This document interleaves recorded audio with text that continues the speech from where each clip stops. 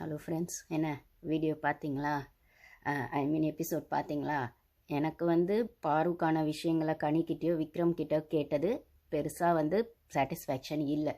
ஏன்னா நீங்கள் அதை தேர்ட் ப்ரோமோவில் காமிச்சு எபிசோடை பாதியில் அதை கேட்டிருக்கீங்க. ஆக்சுவலாக அதுதான் ஃபஸ்ட்டு அட்ரஸ் பண்ண வேண்டிய விஷயம். நீங்கள் என்ன சொல்ல வரீங்க? ஆக்சுவலாக எனக்கு இந்த ஷோவில் ஒரு ஃபீமேல் ஆங்கர் இதுக்கப்புறம் ஹோஸ்ட் பண்ணால் நல்லாயிருக்கும்னு தோணுது. ஏன்னா இந்த ஷோ பாதிக்கு மேலே பாரு மேலே தான் போகுது. 40 days ஆயிடுச்சு. ஆல்மோஸ்ட் 40-50 டேஸில் தான் வின்னர் யாருன்னு டிசைட் பண்ணுற ஸ்டேஜ் வரும் எல்லா சீசன்லையுமே. நீங்கள் போன சீசனில் கூட பார்த்தீங்கன்னா 50 டேஸ்க்கு அப்புறம் தான் அந்த கேர்ள்ஸ் பாய்ஸ் வீடும் பண்ணி ஜாக் வெளியில் தெரிய ஆரம்பித்தாங்க. அது வரைக்கும் தெரிஞ்ச முத்துவோட கேம் நடுவில் டவுன் ஆகி திருப்பி ஜாக் வெளில தெரிய ஆரம்பித்து ஜாக்கா முத்துவான்னு போன பீரியட் தான். ஸோ 40-50 டேஸ்க்கு அப்புறம் அந்த ஷோவோட ஆங்கிள் மாறும்னா அந்த ஷோவை கேம் சேஞ்சராக யார் மாற்ற போகிறாங்கன்றதை விடவும் பிபி டீம் அவங்க கேமை உள்ளே வைப்பாங்க. யார் வின்னராக நம்ம இதுக்கு மேலே கொண்டு போகணும் அப்படிங்கிற இடத்துல விற்கும்போது இது வரைக்கும் ஷோ போனதே டிப்பிக்கலாக பாரு மேலே தான். ஏன் இன்னைக்கான எபிசோடுமே நீங்கள் பாருவை திட்டுற ப்ரொமோவில் போட்டு தான் ஆரம்பிச்சிங்க. அரோரா பாரு விஷயத்துலேருந்து தான் ஆரம்பிச்சிங்க. அந்த குப்பை விஷயம் நீங்கள் ஃபஸ்ட்டில் அதை சொன்னாலும் நீங்கள் அதோட அந்த விஷயம் ஆரம்பிக்கலை. ஃபஸ்ட்டு எடுத்தோடனே பாருவை எழுப்பி பாரு கண்ணு எப்படி இருக்குன்னு நீங்கள் கேட்டதுலேயே ஒரு கேட்டஸையும் ஒரு ஹியூமனிட்டியும் எனக்கு தெரியல. அந்த பொண்ணை கேவலமாக கலாய்ச்சது மட்டும் தான் தெரிஞ்சுது. அந்த பொண்ணுக்கு கண்ணு ரெக்கவரி ஆகிட்டு இருக்குன்னு தான் சொல்லுது. அந்த பொண்ணு என்ன ஃபுல்லாக கண்ணை நம்மளுக்கு பார்க்க முடியுது இல்லை.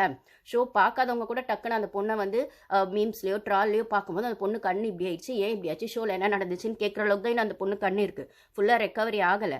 ஆனால் அந்த பொண்ணை ஃபோர்ஸ் பண்ணி நான் நல்லா இருக்கேன் நீங்களே சொல்லுங்க பாருன்னு சொன்ன விதெல்லாம் பாருவே இன்சல்ட் பண்ணி பாரு ஃபேன்ஸே இன்சல்ட் பண்ணி பாருக்காக சப்போர்ட் பண்ணுறவங்களோ பாரு ஃபேமிலியோ யாராக இருந்தாலும் அவங்கள ஒரு விதமாக இன்சல்ட் பண்ணுற மாதிரி கேவலமான அந்த மாதிரி தான் இருந்தது எனக்கு விஜய் சார் பாருவை பேசினது. நீங்கள் அதுக்கப்புறம் தேர்டு ப்ரோமோவில் கொண்டு பாருக்கான நியாயம் பேசுனீங்க. நீங்கள் இவ்வளோத்தையும் பண்ணிட்டு அதை நீங்கள் பேசியே இருக்க தேவையில்ல. அதுக்கு கம்முனே விட்டு இருக்கலாம். ஓகேவா? ஃபஸ்ட்டு ஸ்டார்டிங்கில் அந்த பொண்ணை எழுப்பி சைக்கலாஜிக்கல் டார்ச்சராக அந்த பொண்ணுக்கான ஒரு ஞாரமாக நீங்கள் மற்றவங்க கிட்ட ஹியூமனிட்டி இல்லைன்னு அந்த குறும்படம் போட்டதெல்லாம் அப்புறம் இருக்கட்டும் சார். நீங்கள் ஃபஸ்ட்டு விசாரிக்கிற அந்த பொண்ணு கண்ணு எப்படி இருக்கியே இப்படி ஆச்சுன்னு விசாரிச்சிங்க பார்த்தீங்களா?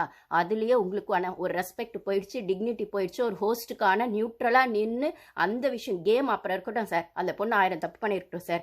கேமில் நீங்கள் அதுக்கப்புறம் 1008 கதை சொல்லுங்கள், குறும்படம் போடுங்க. ஆனால் அந்த பொண்ணை விசாரிக்கிறதுல உங்களுக்கு ஒரு மனுஷத்தன்மை இருந்திருக்கணும்ல.